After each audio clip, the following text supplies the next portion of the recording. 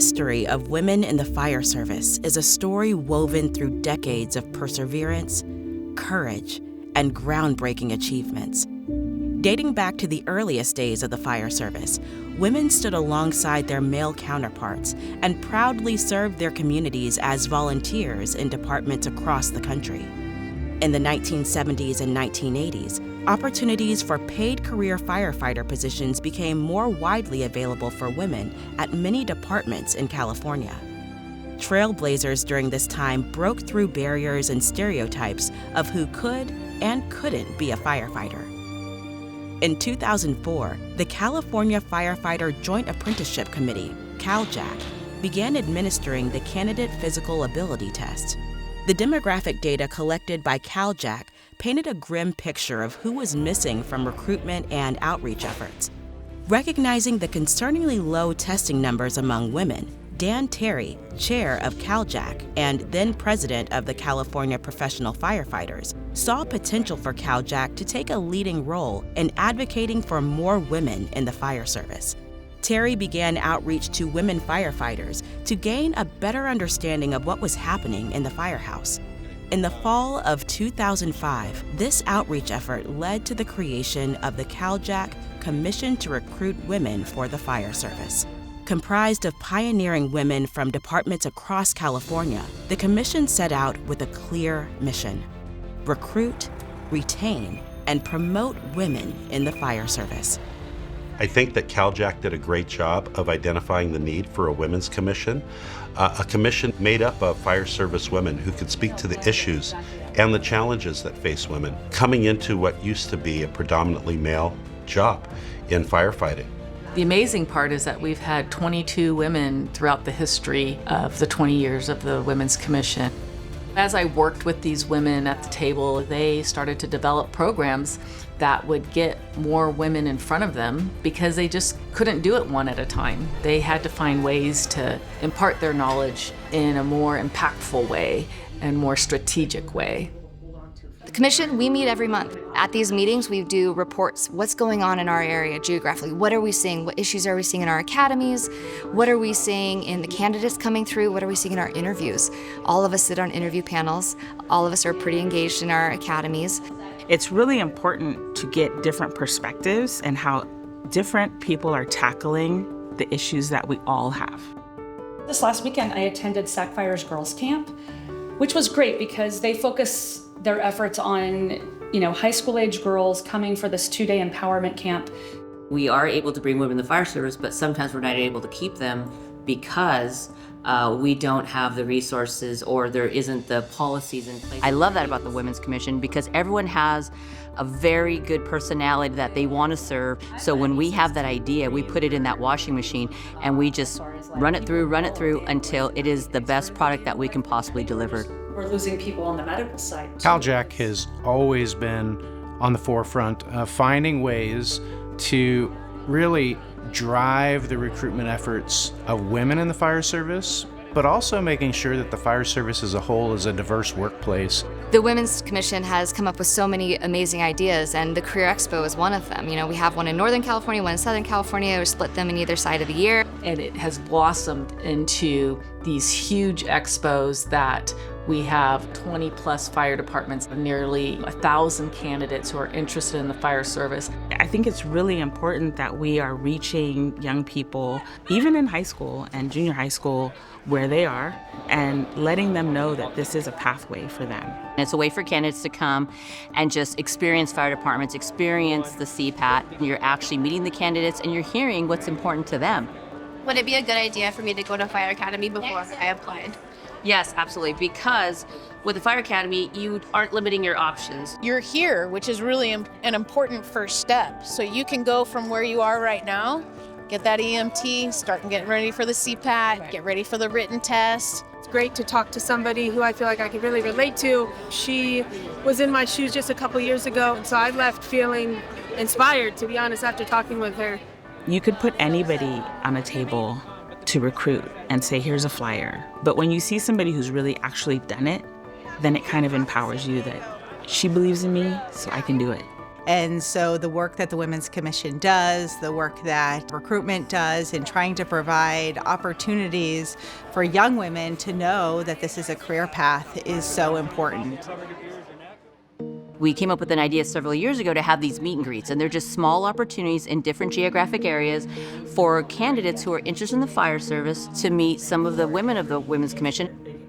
This meet and greet, we have a little less than 2 hours. This is what we want to see, right? You guys making connections, sharing phone numbers, getting in the middle of a story, hearing someone else's path, like that might inspire something in your head, like, oh, I didn't think about that, I didn't know that. Hi, I'm Julie Ryder. It's nice to see all these smiling faces. I recently retired from the fire department. When I was growing up, I really wanted to do this, but my mom said I have to stay at home and be a housewife. And that is not something that I want for my kids. The great thing about the meet and greets is it's a much more informal setting, and we are able to answer those questions that maybe they were a little intimidated to ask. What are some ways in this process or in the hiring process to make myself stand out? How do I relate this experience that I have to the job that I really want? Any question is on the table, and we get pretty frank as women because our job is to prepare that candidate in every capacity. Great question. Thank you. Meet and greet was just a really good way to get our toes wet for what is here today. Really nice to see that there's so many women who actually want to be a firefighter and love what they do. Super empowering. I got a lot of information, questions that I didn't even know I had that they answered. It's very inspirational, and it makes me feel like, okay, you know what? Maybe I can do this, and there's people out there that can help me and mentor me and just guide me. We're always evolving. We're always trying to meet the need of that candidate. We're trying to meet them on their turf, and that's with mentorship. A lot of women's commissioners have had long-term mentees where we've seen them go from candidate through the process. A lot of candidates, they don't want that. They actually just want bits and pieces of information, and they kind of like to research themselves and see everything that's out there. So the way we've addressed that is we're creating video to talk about interviews, to talk about visiting a station, talking about how to make an introduction, talking about, CPAT, how to train. So getting in shape to actually practice those specific skills of the CPAT, then you're going to build the muscles in the right Having way. that education and the knowledge about what is expected of you once you're actually here is so important to the longevity of your career. We get contacted by a lot of departments just looking for a little help, little guidance. A lot of us have union background, and a lot of us have policy background, department background. And I think what's so amazing is just that relationship between labor and management of the department to be able to collectively work on different issues. We're a big state. We have a lot of different fire departments. I think that the Women's Commission sets the standard for what we need to do, not only to recruit, but to hire, to retain. They could reach out to our Women's Commission, and really, it's a resource to help guide them develop policies to better serve, our members, and not only our members, but ultimately better serve the public. I think it's really important for us to collect in a singular space all of this knowledge that people can kind of grab from the pool when and where they need it. Try to support departments as best we can, because sometimes they don't have the experience, or maybe they just don't have the ability to provide that global picture. From a fire chief's perspective, I've garnered multiple experiences working with Cal-JAC, attending conferences, attending workshops, and helps myself as management learn how we can help support women in their desire to become firefighters, and then once they do become firefighters within our organizations, what we can do to help support them and make them feel like they are part of the team and that they can have a successful career. I went to Cal Chiefs recently, and one of the breakout sessions was from the Women's Commission. First time I had seen a breakout session that was focused on recruitment of women and supporting women in the fire service. Seeing what they're doing, and I'm hoping to work closely with labor and work on developing some comprehensive policies. So to bring together the Women's Commission and the fire chiefs at Cal Chiefs to really look at opportunities to work together, I think just continues to advance that work and that cause. Some of the work the Women's Commission is doing now in supporting departments is just giving them those tools, whether it's helping advise on language in a job application or a recruitment campaign, and helping them establish a mentoring program within their department, girls' camps and women's camps.